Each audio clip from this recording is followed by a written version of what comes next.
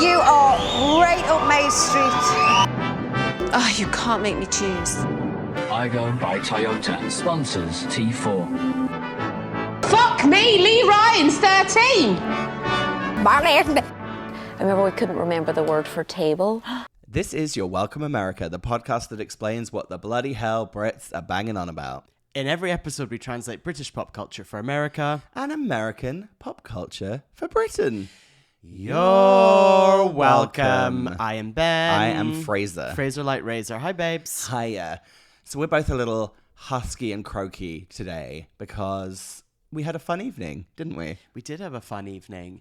Oh, I had a busy day yesterday, and at the end of it, we trotted down the road to our local gay bar haunt, the Eagle.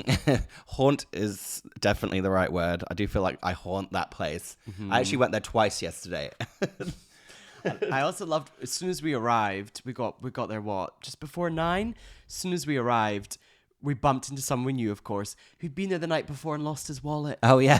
I'm just back here trying to find my wallet. Yeah, it is starting to feel like kind of, I imagine, what straight people felt about Cheers, you know? Yeah. Everybody doesn't know your name, but knows you from, like, Scruff. You are a comic? Or like, just a local, what do you call it? Boozer? Pub. Local pub? You forgot the word pub. No, but so like if you lived on a street and there was a pub on the corner and you go in and everyone's like, "Hi, Ron." Yeah, the Something Crown like and that. Anchor. The Crown and Anchor. The wet and whistle. What? No. The Wet and Whistle. The wet and whistle. I don't know. There's a pub in Norwich called the Pig and Whistle. Something like that. Yeah. Is the pig playing the whistle? I think so. And I think people called it the Wig and Pissle. You are a comic? Way. Especially after a few pints. Oh, yeah. Oh, by the way, side note, I saw this weekend in Glasgow, my hometown in Scotland, it was Pride. Oh. And at one of the Polo Lounge, which is the biggest gay venue in Scotland, they were doing an event and it said drinks offers, I think it was from either £1.50 or £2. Wow. Like a little vodka Diet Coke for £2. £2. Gosh, that I feel so traumatized by the drinks measures here that just the thought of £2 for vodka makes me feel a little sick. Yes, but that vodka is Exactly. 25 mils. It's just like a splash of vodka. Whereas here, those gin and tonics I had last night were strong. Not as strong as your Friday night drinks. Oh my goodness, yes, I poisoned myself with vodka on Friday. Did you get pizza last night after we left each other? I did. You declared you were walking in one direction for pizza, and I said I was going to go home and eat some toast, which I Yes. did do. Oh, that's good. Do you have anything on the toast? I've run out of butter, and I just I'm a little embarrassed. I just literally put ketchup on it. Toast and ketchup? Yes. Wow. Anyone else just have toast and ketchup, or is that just me? Let I don't us know. I indeed did get pizza. I got 3 slices. In retrospect, that's 1 slice too many. Yeah, like 1 drink too many. Yeah. Yeah. Let me tell you a story from last week. Okay. I went on a little trip. You know about this already, but I can go into more detail. So last weekend, it was Independence Weekend. Independence Weekend. Independence Weekend. Is that what they call it? I think so. I thought they called it Independence Day Weekend. Oh, sure. one or t'other. And on the Monday, I went to a beach down the coast. I cannot say the name of it. Let me just Google the name of it. But it was near a place called San Clemente on the way to San Diego. Can you pronounce that? San Onofre? San Onofre. It's It's hard, isn't it? Yeah. Okay, so this beach, it's like a real surf beach. So you drive maybe, I don't know, 45 minutes, an hour down the coast. No, an hour, something like that, south. And you park, and there's lots of families who've got their RVs and tents because you can, at the top, and they were clearly there for Independence Day weekend. Yep. And then you trot down the beach. It's like a surfer's beach. But if you take a left and you walk about 20 minutes, you get to a curious sign. And that curious sign says something along the lines of like, this area is owned by the U.S. Marines. Do not enter. And there's like a fence and stuff like that. And then someone across the top of it has just slapped nude beach. Yeah. So is it owned by the Navy? The military? Something, yeah, I think so. Okay. So then you cross over and it becomes this nude beach. Ah. Is it for all kinds of nude people or is it just homosexuals? Well, all kinds of nude people, but you know what the homos are like. Yeah. They flock to getting sand in crevices. Yeah. So, yeah, and it wasn't super busy. It was a very strange day because it was hot, but that marine layer, that grey sky did not leave us. So it felt like we were, like a nuclear war had happened and we were just on this beach. And every now and again in the distance, you could just hear like a... as if they were doing like nuclear tests. What was nearby. that? It was as if they were doing like the Marines were doing like nuclear tests nearby. So I did get in the Wow. water naked, so I probably am now radioactive. The glamour really never stops in Los Angeles, does it? I know. Our need to have a gay space is now reduced to basically hanging out naked in a nuclear testing site. Yeah. Do you know I really struggle to say that word? Nuclear testing site. Nuclear. Nuclear. Yeah, I have to, since I was a child, I don't know why I was saying that word as a child, but it's a word that I've never been able to say without, I can say it now, but like someone that's had speech therapy, I have to stop. Wait, you've had speech therapy? No, I said like someone that's had Oh. speech therapy. I think that's part of the thing is you get told to like slow down and stop. So I have to say, oh, it's going to be like a nuclear war. Nuclear war. So you're going to notice it. If I ever say that word, you're going to notice me pausing before saying it now because I can't. Every time you say Yeah. nuclear, Yeah. all those moments we talk about. I do say it quite a lot. We met some people there and they were saying, oh yeah, we were here the other week. And apparently the Marines were doing like the workouts or whatever they're called. What? Their drills. So they were like running up and down the beach and there were just like naked people around. I think we should do some feedback. Let's do it.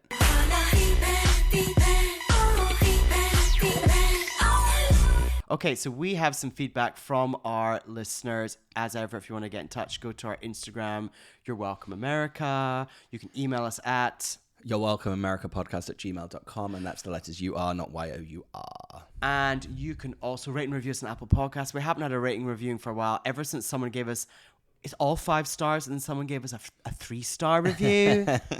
Oh, I don't blame them. yeah. Okay, what have we got? So Littlesbeth, my friend Lydia, got in touch saying, can I just thank you for keeping my relationship together? Whenever we drive anywhere, we can't agree on music for the road. The only thing we can listen to and laugh along is you guys. Aw. Oh, they saved up 2 episodes. Oh, for the journey to their wedding, because they had to drive from the countryside back into London. And they said they needed some fun and normality en route. Normality. And she says, also Adam, who's her husband, thinks Blue are all for one. Look them up. He's got a point. So she is saying that Adam's saying that he thinks the UK boy band Blue, the US equivalent, are all for one. Yeah. I Okay. mean, that video, the all for one video, despite maybe being shot in the 90s, looks like it was made on like the first ever camera in 1925. So I love the member who's just wearing glasses. Listen, when you gotta see, you gotta see. You got it. Yeah. Okay. Yeah. I remember All for One. I feel like that was a real radio hit in the UK. Yeah. Okay. Zachary Adams got in touch. So this was our episode, which was Blue and Cold Stone Creamery. He said the episode definitely made me stop and get Cold Stone after work. Instant regret. I agree. I regretted mine because I ate the rest of my Cold Stone after you left and felt like throwing up. Did you put it in the freezer? I did. Okay. So it melted and refroze. It was disgusting. Oh, melted and refrozen. Like, oh my God. Growing up, my mum was obsessed with the idea of if you took ice cream out and it melted too much, if you refroze it, it was then you're going to get food poisoning. Right. Throw it out. It's like a real thing. I'm with her on it now that I've done it. What else we got? So Pablo 942000 got in touch and said, I recently saw Anthony Costa on the tube while visiting London. Better looking in real life. Who knew? Makes sense. Wonder if Anthony Costa's got, does he do pay-as-you-go Oyster? Or does he have a travel card? Well, people just use their cards now, contactless. Oh, well, the debit cards. Yeah, you don't. No one has an Oyster card anymore because I got mocked for using one when I went home. Last Really? year. Yeah, everyone just uses their card. Oh my God, Oyster cards are dead. Yeah, Oyster cards are only for tourists and people who look foolish. I got laughed at every time I used mine. Wow. Felt like I was I felt like I got on the bus and said like single to the city centre, please. And everyone was like, you don't do that in London. Okay, apologies if I'm pronouncing your name wrong. Andre Souza. Andres Souza. Okay, so we've had a bit of a discussion because he got in touch and he's been buying his Ribena in the US because you famously did not bring me back any Ribena because we were going to make Ribena Ritas. Yes. Okay. So He's just getting it from Amazon. he's just getting it from Amazon. A pack of 2. I looked at it. The pack of 2 is $25. And he said, but it's a pack of 2 and it's a huge one, the large bottle. And then he said, better than paying overweight luggage. And he's not wrong there. I like in the description, the Amazon link, it says, ideal for large families. This 1.5 litre bottle will keep your loved ones refreshed all week long. All Week long. As their teeth rot out of their head all week long. One of my friends growing up, she had a nanny. She was the youngest of, 9 kids or whatever. So by the time it got to her, it was like, we need a fucking nanny to deal with the last one. And before bed, the nanny would make hot Ribena. Oh, I love a hot Ribena. And after brushing her teeth, she'd have a hot Ribena in bed, then sleep. Lovely. Coat those teeth right before sleep. Lovely. Andres is also right in that if you had brought back that bottle of Ribena, it would have burst in your bag. Yeah, I was having that kind of panic, actually. So Christo got in touch after our Cold Stone Creamery. We did talk a lot about robotic delivery devices. Mm-hmm. And he said one of these attacked me the other day. And he said he was just making his way to Mendocino Farms. And then he wanted to try and say hi to one of those robots. And it started reversing into him. So the machines have become sentient and they're trying to kill us. But Christo, who lives in the UK, here's a real LA and America life lesson. The Amazon robot was reversing into you. I smell a lawsuit. Yeah, that's true. Also, what are you getting from Mendocino Farms? Tell us about your order. Love a bit of Mendo Farms. Farm Club. Turkey yeah. Farm Club. Love that. Turkey, it's just the best. Oh, see, I get they do a Beyond Beef, beef patty. So you can essentially get a beef burger, ciabatta sandwich. It's really really disgusting and really good. So, Pierce Broderick, which is very close to Pierce Brosnan.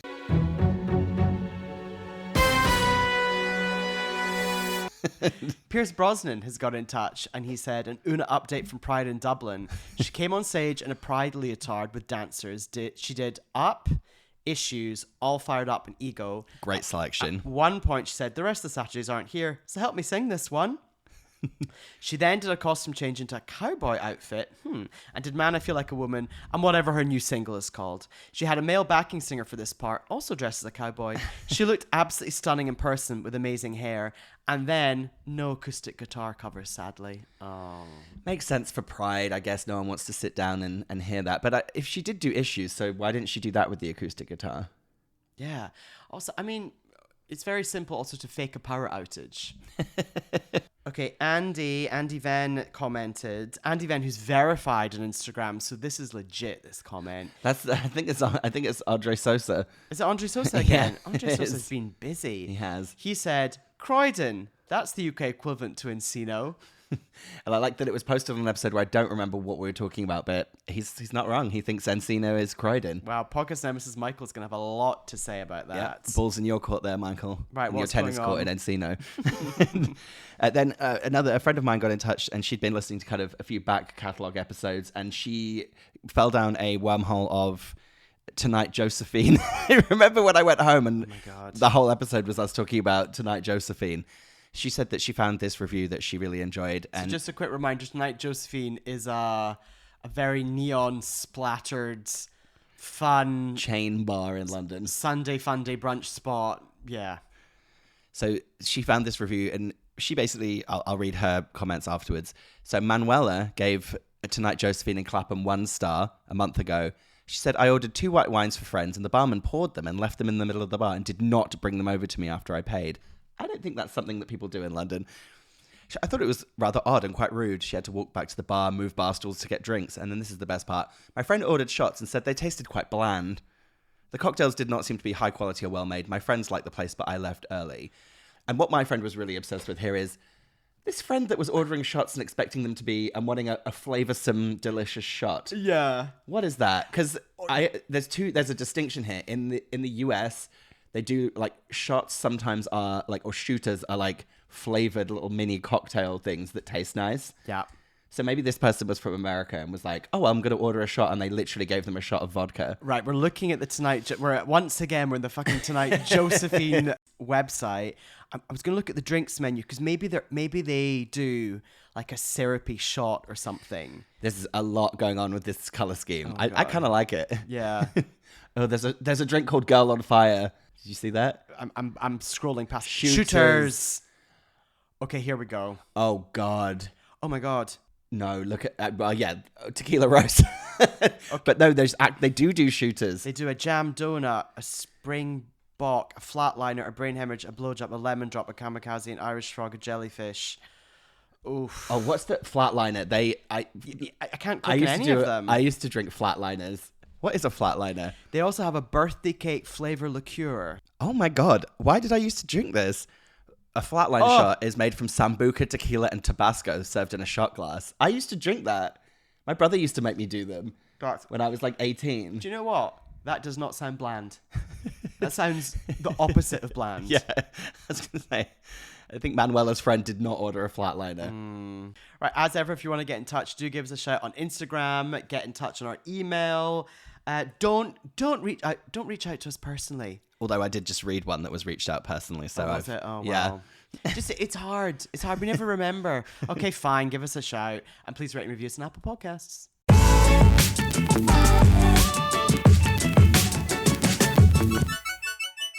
And we are back. Okay. In every episode, we do a UK topic and a US topic. Praise us up first, the UK topic. I know what it is because we brainstormed it last night over drinks. Babes, what you talking about? I'm simply talking about Manchester. The city of... The city of Manchester. Greater Manchester, if you want.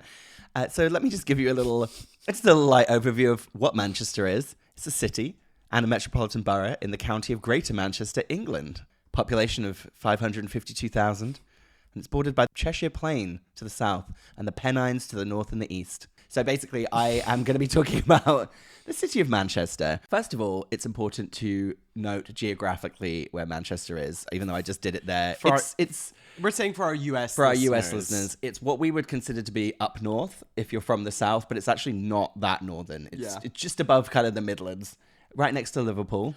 But I'm from Scotland, which is more northern, but you wouldn't say I'm northern. No, you're not northern, you're Scottish. Exactly. My friend who's from the town that's on the border of England and Scotland is the most northern person I know, even though you're from further north than her. Exactly. Mm-hmm. Penrith, north, just over the border, Scotland. Got it. I thought, let's just start by talking about some of Manchester's main characteristics. Why is it always raining? Is it always raining? Are you crazy? Oh, okay. Famously, I have been in Manchester a lot. 3 long stints of working on shows in Media City and Salford. And it didn't rain that much. Oh, you see, I also did a lot of work in Manchester, and every single time I went there, it's rained. Really? Including one time during like a heat wave where London was in like the throes of this like terrible heat wave, and so was like the whole country was, and we arrived in Manchester and it was still raining. Like hot and raining, like we were in Thailand. So I actually looked up, is Manchester the rainiest city in the UK? Oh, and well, you've not been to Scotland. Well, okay. Britain's wettest city. Do you want to know if it is number 1? It's not number 1. Okay. Cardiff is Britain's number 1 wettest city. Wow. So Cardiff number 1, St. David's in South Wales number 2, Glasgow number 3. Thank you. Bangor, which is number 4, Truro, Preston, Bradford, Leeds, Newry in Northern Ireland, Plymouth number 10.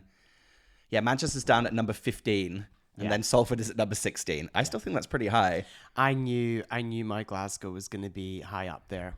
Love a bit of wet weather. Norwich Glasgow. number 46. Oh well, nice and far down the list for that one. Okay, so London is the end of that list at number 63. So far we've just talked about Manchester being rainy. Okay. Oh, wow, really, really cut that one short. Okay, then. Manchester's very famous for very kind of what straight people would consider high-quality music coming out of it. So I just want to discuss with you some of the artists that we appreciate that have come out of Manchester. Thank you. Cleopatra. Oh. They were from Moss Side in Manchester. I don't know, for some reason I always had them pegged as a Birmingham act. Yeah. Cleopatra. Yeah. But apparently not. Then this is when things start to get a little greater Manchester. Diana Vickers, she's from Preston. I know that for a fact because she has a very Preston, Lancashire accent, but they're considering her, Diana Vickers, as a part of Manchester's kind of finest. People.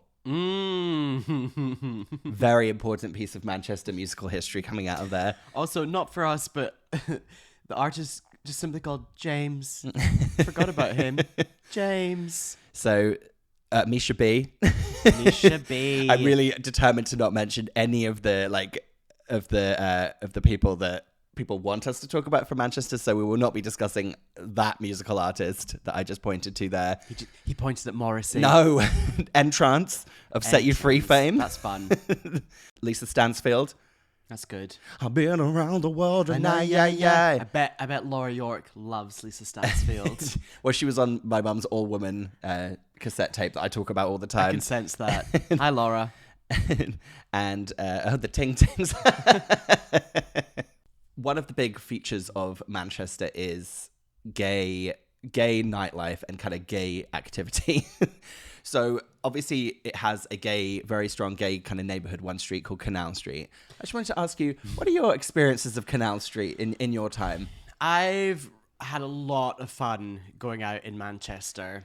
Shout out to my friend Kenneth, who lived there for a long time, and we all would rampage around, talking of £1.50 drinks. Yeah.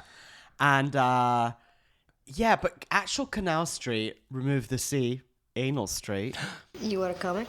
Canal Street, I never found that fun, except the GAY bar there was fun. Yeah.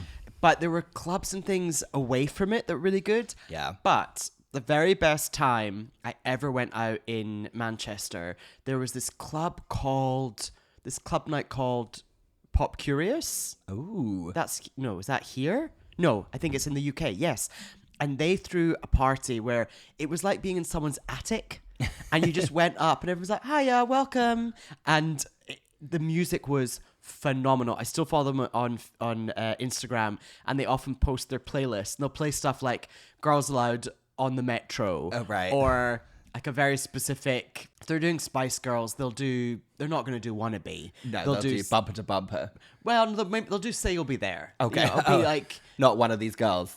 One of these girls is not like the other. When I was there, this guy came up to me and he was like, wait, you're Ben? And I was like, yeah. He's like, oh, I know about you through my friend, blah, blah, blah. And then we ended up hooking up. And he was wearing a Barber jacket. Very strange. Well, it's because it's raining. Oh, raining. Gotta have that wax jacket for the rain. What is your experience of Canal Street? Yeah, it's definitely, it's a very strange place. I've actually had some really fun nights out in Manchester as well. I have a distinct memory of being in GAY bar, and that's where I first discovered that Whitney Houston had died. Oh. And it happened, like, the moment it got announced was like when we were in GAY bar, and it literally, the DJ was like, Whitney Houston's died, and then the next thing you know, it was just back-to-back Whitney Houston songs for the rest of the night. Did they play the Freemasons remix of $1 Million Bill? I think so, probably. Freemasons remix is very Manchester, isn't it? Yes. It's just in general. And that was kind of a bizarre evening, but like kind of oddly uplifting and in the face of some sad news. I was like, well, if you're going to be anywhere to mourn the loss of Whitney Houston, JY in Manchester is kind of it. There was one time I'd been in Manchester for a certain period, it was like 6 weeks, and whenever I went out, they would always play that song. I get a good feeling. Get a feeling like I never. Oh God, I hate that song. And the joke was that was the song that was just constantly played. Oh, sometimes I get a good feeling. I hate that song. Sometimes I get a good feeling, yeah. I get a feeling that I never had before. No, I get a good feeling, yeah. Yeah, there was a period of time where I was haunted by that song, the one that goes world, hold on. Bob Sinclair. Bob Sinclair. I love that See, song. I hate that song. That song is such a low energy. It's such an energy suck of a song. It's one of those songs that it seems like it's upbeat, but you just notice as it starts to get played, everyone's energy just drains out of their body. There's a melancholy It's a melancholy thing. So the last time I heard that, I hear that song in very specific weird places. The last time, I think I was skiing by myself, and I was skiing into the line for the lift, and the bar, I looked over, and that song was playing, and everyone was just going crazy at this bar in the snow. I don't believe you, because that song's an energy suck. I think I've even got a video of it. There was a period of time I was really, really, really haunted by Bob Sinclair. Love that song. So if we're talking about Canal Street, we do need to talk about the UK Queer as Folk. Yeah. What a show. Very, very kind of a very important TV show that, especially at our age and time of life. Did you kind of sneak away to watch it? It was taped on like a VHS, Yeah. and then there was something else written on the VHS to throw everyone off the scent. See, I would watch it on. I had a TV in my room, but because it was on so late, I couldn't like have the sound up. But because obviously we're so old that it wasn't like you could use like a wireless headphone. Mm-hmm. So I think I just had to like sit really close to the TV with the volume turned down really low, so I could like watch it. Wow. What was I feel like I really could have gone and put the subtitles on what was it called? CFAX? CFAX. I should have put the CFAX subtitles on. I think 888. 888. 888 on CFAX was the subtitles. Wait a minute. What was the soundtrack to Queer as Folk? All I remember is Air, Sexy Boy. Yes. As Nathan was walking down the corridor in school. Yes. I think I learnt what rimming was from Queer as Folk. God, did you think that the main star, Stuart Alan Jones, Yeah. he was looking down at me like the face of God? Did you think he was really sexy? Yeah, and now he's on Game of Thrones, and he was really gross on Game of Thrones. Oh, was he? Yeah. We often, you and I often use Queer as Folk as a descriptor of certain nights out that we have. You know, we walk into a place and there's like a very specific type of like dance music playing, and you and me often go, "Oh, this feels like we're in Queer as Folk." Totally. I always feel very fondly about Queer as Folk, especially because that one character really reminds me of my mum. You know, the mum of the one with the red hair with the white streak in it. It really is like Manchester version of Laura York. That woman. There's the one distinct thing about Manchester that kind of people talk about, I guess, is that it's kind of split up into very distinct neighborhoods. So you have like Canal Street was the gay area, then there's the Northern Quarter, which is like the trendy area, The Shoreditch of Manchester. and then you have kind of the kind of city centre, which is the Leicester Square of Manchester. And within that has one kind of monolith of entertainment and dining called the Printworks. The Printworks. Have you ever been in the Printworks? Have I been to the Printworks? This is where the Hard Rock Cafe is. The Printworks has all of the places that you and I have discussed on this podcast all reside in the Printworks. So I'm going to tell you what we've got in there. We've got please. a couple of independents that I don't recognize. Chiquito. You've got your chain Mexican restaurant. Never forget that I did throw up in Chiquitos in Norwich when I was a teenager. We've got Frankie and Benny's. We've got the Hard Rock Cafe. We have Nando's. We've got O'Neill's. We've got Wagamama. We've got Walkabout. We've got Weatherspoons. We've got Yates. Doesn't get much of more of a stronger lineup than that place that ends with a Yates. Did you have a Yates in Glasgow? Probably, but we never went to those, like, because we would always, in Glasgow, there was quite a strong, growing up, there was quite a strong scene of very distinctive independent bars, like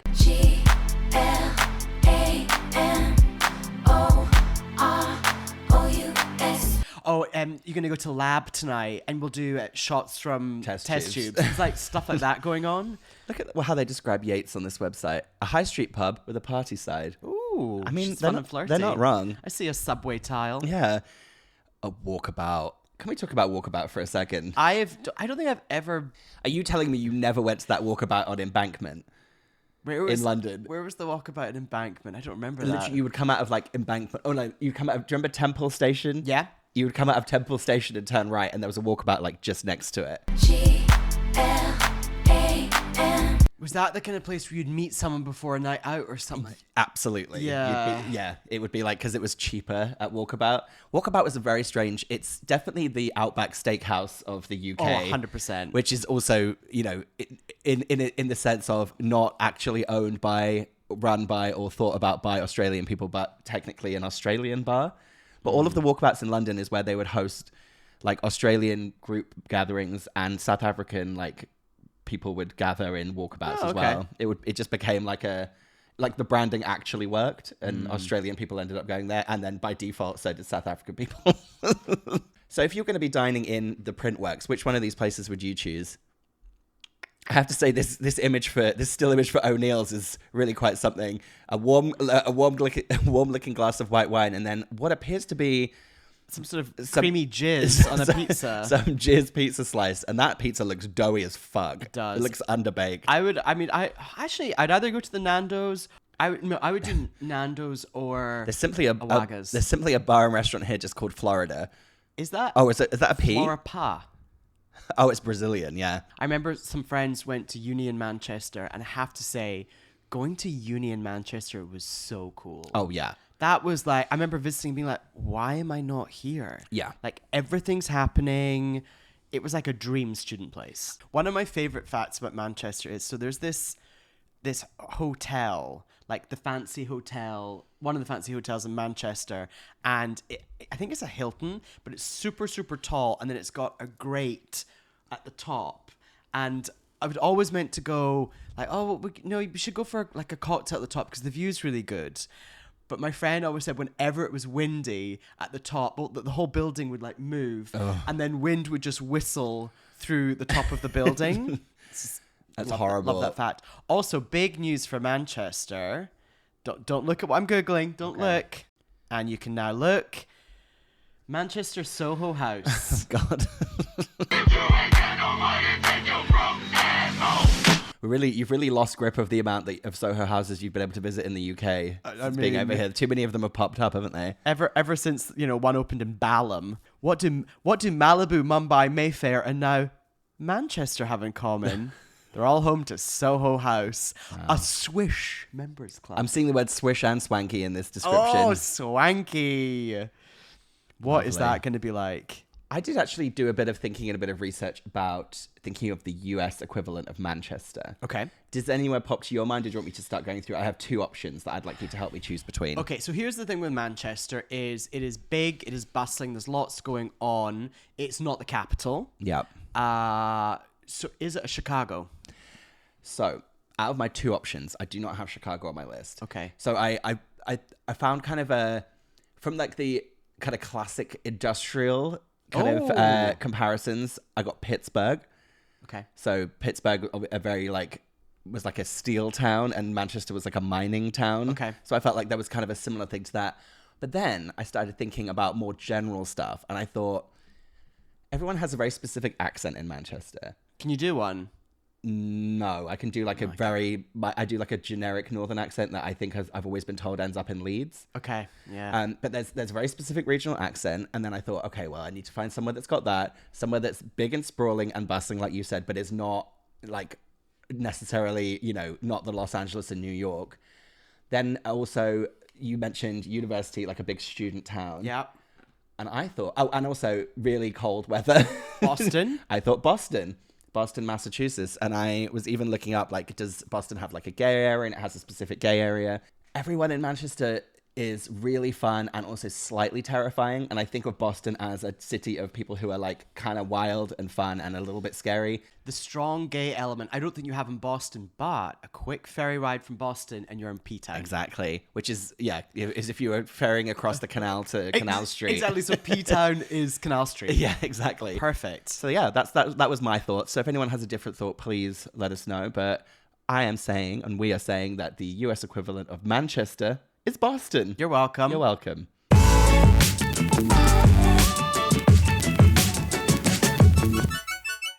And we're back. Ben just declared to me that he hates whistling in our break. Well, we just listened to Bob Sinclair, World Hold On.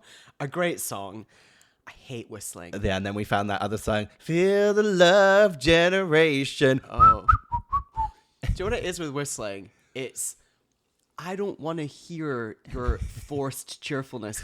And when I worked my first TV job in Tiger Aspect in Soho Square, there was the loveliest old man who was the security guard who'd been, like, front reception. He'd been there, his name was like Jeff or something. Right. He'd been there for maybe like 35 years. And he would whistle, but in a really like, really tuneful, soulful way, like... And it used to just, Really get your back up. horrible. It's like how Bordeaux feels about me scatting. My scabada beep bapadoos. He's always like, I don't. When like, do you do that? Apparently all the time. Right. Anyway, on that note, from Bob Sinclair to Ben Anderson, Ben's going to be doing our US topic. We just talked about Manchester. What are we talking about this week? We're talking about, and just like that. I'm a trisexual. I'll try anything once. Oh, Jesus Christ. So this episode, because I didn't know what you were talking about, so this episode is Manchester and just like that. So we're talking about the second season of And Just Like That. And are you all up to date? I'm up to date. Let's just go through. First of all, we've had 4 episodes so far. How are you feeling? Now, all of our listeners, I'm sure, know that this is the follow-up to Sex and the City, the second season of And Just Like That. Yes. How are you feeling 4 episodes in? I will wear whatever and blow whomever I want as long as I can breathe and kneel. I'm feeling good. I'm feeling very galvanized by episode 4. Yes. I was a little worried in episode 2 and 3 that we were kind of backsliding into some of the worst parts of the first season. But I feel good. One of my main things, I think I maybe was saying this to you, or maybe someone else, that I like that it's feeling a lot more populated by people this time. What do you mean? As in, there's too many characters. Yes. But I'm talking like background and like outside scenes and things. I feel like there's a lot less of a pandemic cloud hanging over it. I think season 1 looks like it took place in like inside of like a vacuum sealed kind of Yes. like fake green screen version of New York, even though I don't think it was, but it just was odd. There was just an odd vibe to it. Whereas this one, I'm feeling like there's just people everywhere, which is nice. Yes, but definitely odd vibes as well. Oh no, the actual show is really weird, but I just feel like it's getting back to just feeling like it's being filmed on the streets of New York. Let's just start on, we're going to go through each episode. Actually. Oh, are we now? So episode 1 from season 2, Met Cute, opened up with the Elton John and Britney Spears song, Hold Me Closer, Time to Dance. So that was going on, and all the gals were getting it on with sex and fun, except the least good character, Naya. She's got to go. Yeah. But this episode was fun because it was all tied together with the Met Gala. Yes. Which is very New York, very Sex and the City. Yes. So that was a very good idea. And it had the really amazing outfit from the character who I know that she's 3, it's an acronym and it's three letters. Oh, but yeah. Lisa Todd Franklin or something. I always call her like Dallas Fort Worth or anything with like 3 words. an airport code. An airport code. Or I think yesterday I called her LBW, like before Wicket.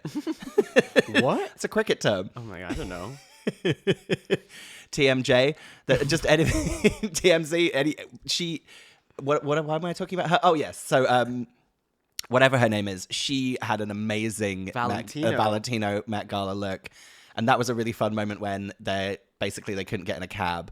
So they just walked to the Met Gala and they had that amazing shot of her walking across the street with all the red stuff flowing. And again, it just felt like it looked real and like we weren't in like that weird vacuum soundstage feeling thing. It was a really cool moment. Totally. I heard on, I don't know if you're listening, the podcast, the official podcast that accompanies it. Oh no, I can't do that level of... Particularly if it's a bad episode. Episode 1 I enjoyed, but they were saying that Lisa Todd Franklin, whatever her name is. Lyndon B. Johnson. Yeah, Lyndon B. Johnson. FDR? Yeah.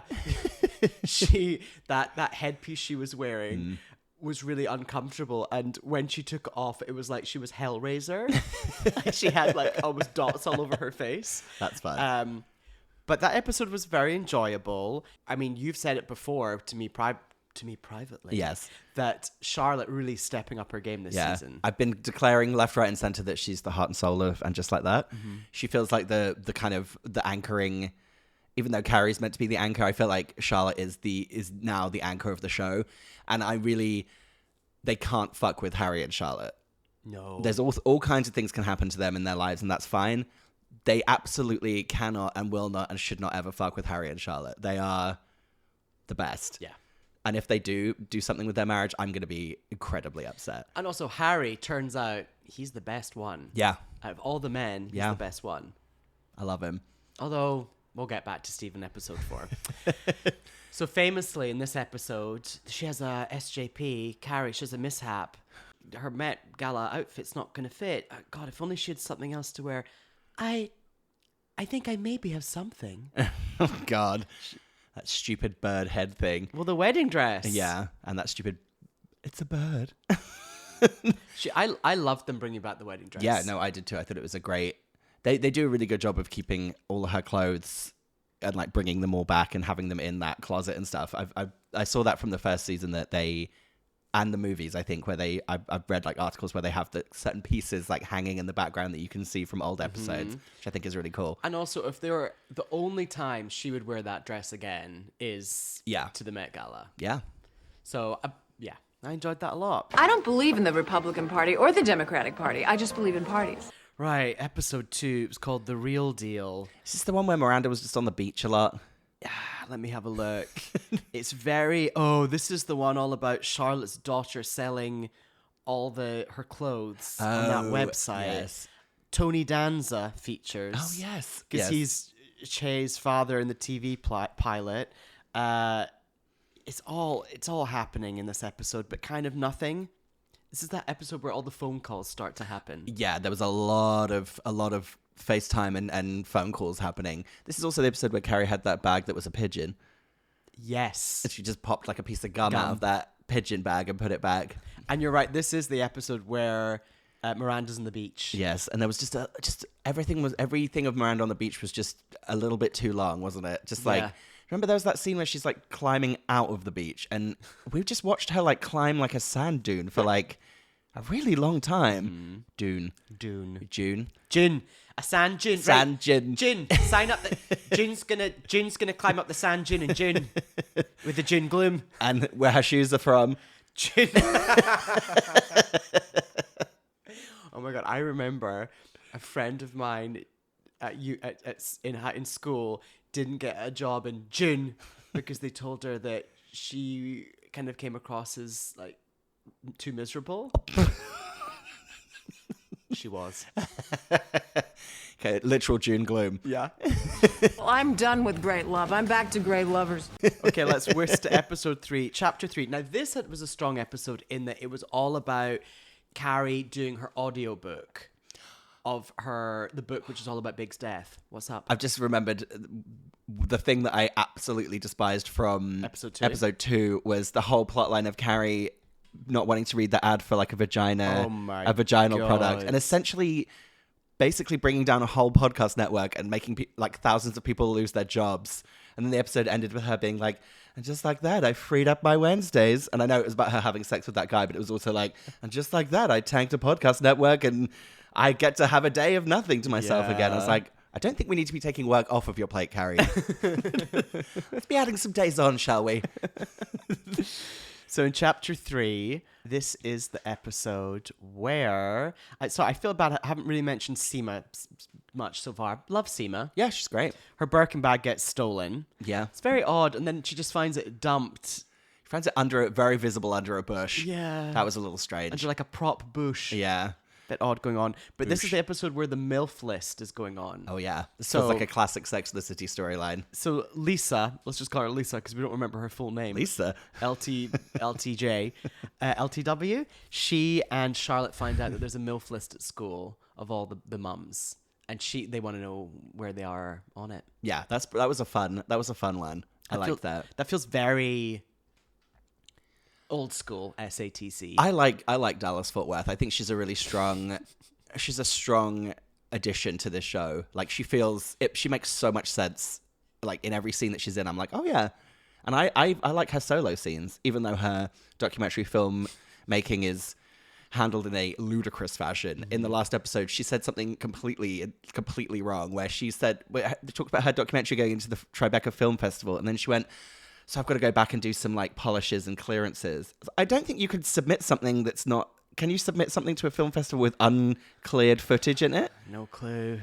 I'm pretty sure if you're submitting it, if it gets like accepted at a film festival, they've seen it. But maybe she's done best endeavors with her clearing.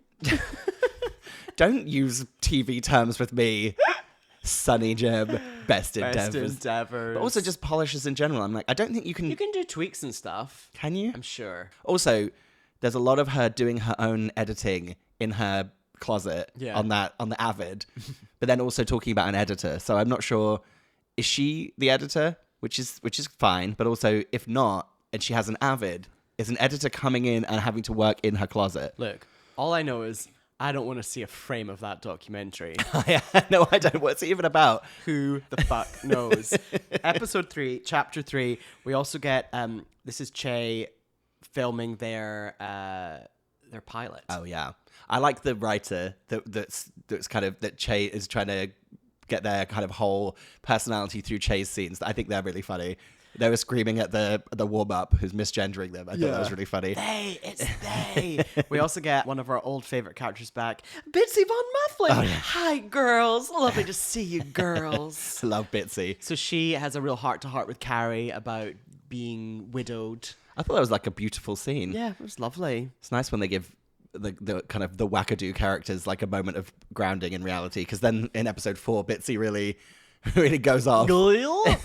I've also read here, and I completely forgot about this plot line.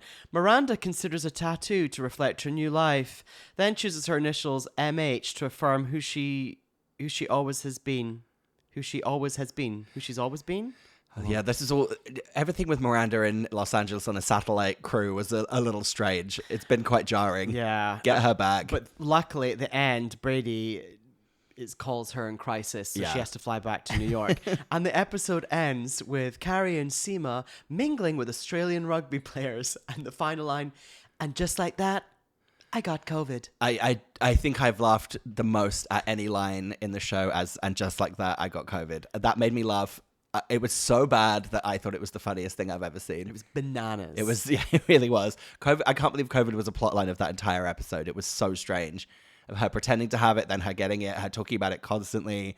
It was really strange. I saw the ring and I threw up. That's not normal. That's my reaction to marriage. And then finally, episode 4, it's alive! Exclamation mark. Yeah. This was a good episode. Yeah. So we have Return to form. So we have Enid, played by Candice Bergen. So that's her old SJP, Carrie's old Vogue editor. Yes, and also she has her own line of bags called Bergen bags, like Birkin bags. Did you know that? Candice Bergen, yeah. Seriously? Yeah, you can buy a Bergen bag. That's really good. Yeah, it's really fun. Candice Bergen bag.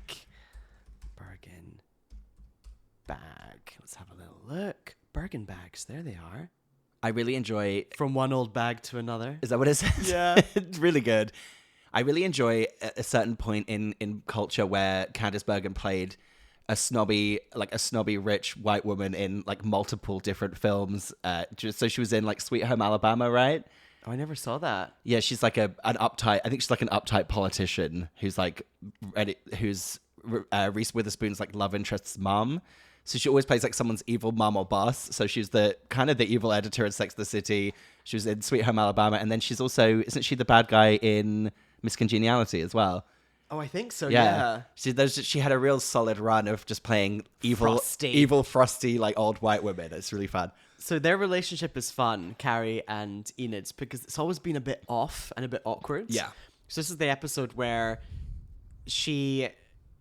Enid is opening or starting an online magazine for women in their 70s and wants Carrie to be part of it. Carrie's offended. Sure. Meanwhile, all the kids are off to summer camp, so Harry and Charlotte have some time for sex. Yeah, this was a wild plotline of Harry having a phantom orgasm with no jizz. And they called it Casper the Friendly Jizz. Casper the Friendly Cum. That was it. And I heard... Which doesn't quite work because it doesn't rhyme with ghost. But I heard on the podcast, this is an old storyline that they originally had in Sex and the City that they always wanted to use. So they finally got to use it. Wow. Yeah. They dusted off the old Phantom Cum storyline. Mm-hmm. Meanwhile, Che is back in New York, and they are in their new Hudson Yards apartment. And their ex-husband or current husband? Current husband. Played by... Oliver Hudson. Speaking of Hudson. Yards. Oliver Hudson Yards is there. And he's Oliver Hudson's a real sneaky... forever hot person, and he's also been in like a million things, but I can never quite remember what he's been in. Never. But he's definitely, when I say forever hot, just you never put him on that list with, say, your Josh Hartnett's, your Colin Farrell's, but he's up there as a forever hot man. Quick update on Bergen bags. So what it is her friends send her their very expensive Louis Vuitton bags or whatever, and she paints on them. She customizes them. Okay, so obviously when you go on IMDb, it tells you what someone's the most known for. So let me go on Oliver Hudson's IMDb. Known for 2006's remake of Black Christmas. Meanwhile, we get back Steve. And when we say we get back Steve, those hearing aids are gone. And he's got his shirt off and he's punching a boxing thing. Yeah, they decided, let's not make Steve a doddering old man. Let's make him be hot Steve again. Yeah. Because he always was hot. Always hot. Yeah. Sneaky. He was a sneaky hottie, He was. wasn't he? Oh, Oliver Hudson was in Dawson's Creek for 16 episodes. Oh. Wow. So maybe fun. that's what he's known for. Meanwhile, in this episode, Dallas-Fort Worth, Lisa and her husband Herbert, they've got their 20th wedding anniversary dinner party that goes awry. And I would say one of the big things from this episode is Gloria Steinem. Yes. Gloria Steinem at that party and Bitsy Von Muffling sending a dick pic and all that going on. Gloria Steinem, who I didn't realize had the same hair as Jerry Halliwell. Really? Yeah, she has she has like red hair with, I think they're grey streaks at the front, but it looks like very classic Jerry Halliwell, 2 blonde streaks. That's fun. I heard that they did lots of takes of her scene and they gave her a vague script, but they're like, just say whatever you want. Right. So every scene she would just do like a whole new thing. It's kind of fun. Queen of improv, Yeah. Gloria Steinem. Yeah. So that's the episode. We're 4 episodes in. Episode 4 is the winner so far. I think episode 1 in second place, and the other 2 are like, oh, whatever. Yeah, I think episode 2 is really the most dire of them. Mainly, I really was angry at the end when Carrie just was like, well, I wouldn't read an ad about vaginas, so everything fell apart. Yeah. So annoying. So the big question is, and just like that is an offshoot of a beloved show. Right. And it's not as good as the beloved show. Right. In the UK, is there a beloved show that like many years later they tried to redo and it was fine, but it wasn't as good? Oh. It's like, I'm sure they tried to redo like Birds of a Feather or something like that. They definitely did. Yeah, and I don't think it quite worked. Birds of a Feather. He's saying that Sex and the City and Birds of a Feather are the same. I think I might Some have gals, to. Some gals in there of a certain age just living life. Yeah, Birds of a Feather TV show. Red Dwarf, when they brought that back. Hang on. Right. Hang on, let me just look. Do you remember the theme tune for Birds of a Feather? It's called... oh, no, I was thinking the Red Dwarf one. There's some kind of atmosphere. I'm all alone, more or less. Da, da, da, da, da, da, da, da. Fun, fun, fun. What are you singing? In the sun. The Red Dwarf theme tune. Okay, I don't even Dun, know dun, that. dun, dun, dun. I think I used to watch Red Dwarf all the time. Because that's odd that music... What was the Birds of a Feather theme tune? It was... What'll I do when you are far away? And also... Very sad theme tune, wasn't Yeah. it? What'll I do? And also, it was quite Sex and the City because of Leslie Joseph. Yeah, exactly. She is Samantha. The original Samantha.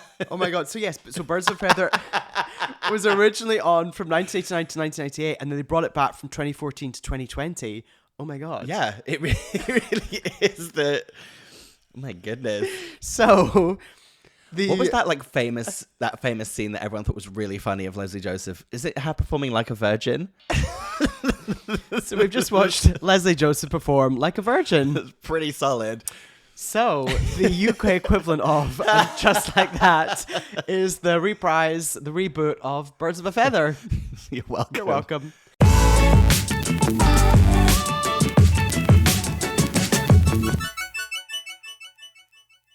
Thank you as ever for listening. Please rate and review us on Apple Podcasts. Send us some feedback and we'll be back very soon. Probably one of our weirdest episodes yet. Yeah, good. You're welcome. Bye.